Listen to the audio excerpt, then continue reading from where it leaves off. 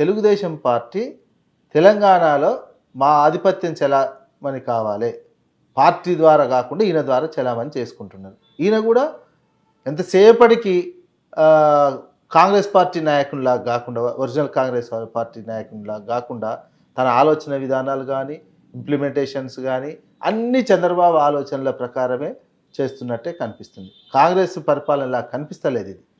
మన రాజశేఖర రెడ్డి చూసినటువంటి సందర్భంలో ఈయనకు తెలుగుదేశం పార్టీ దాంతో నాకు చంద్రబాబు నాయుడు గుర్తింపు ఇచ్చిండు, ఆయన వల్లనే నేను ముఖ్యమంత్రిని అయినా అనే భావమే ఎక్కువ.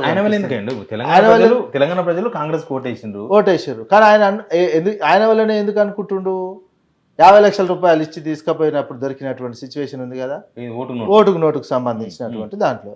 ఓటుకు నోటు దాంట్లో దొరికినప్పుడు ఆయన నాకు బాధ్యత అప్పగించిండు, నేను 50 లక్షలు తీసుకుపోయి ఇచ్చిన, రెడ్ హ్యాండెడ్గా దొరికినా కానీ వర్కింగ్ ప్రెసిడెంట్ ఇచ్చిండు. అప్పటి నుంచే నాకు ఎలివేషన్ వచ్చింది కదా, అప్పటి నుంచే ఎలివేషన్ వచ్చింది.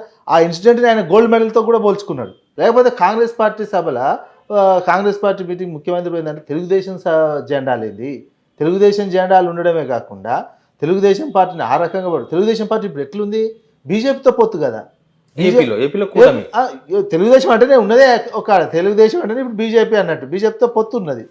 పొత్తు ఉన్నటువంటిది సిద్ధాంతపరంగా దేశం ఏమంటున్నాడు, రాహుల్ గాంధీ మత ఉన్మాద శక్తులతోటి నేను ఫైట్ చేస్తున్నా అంటాడు.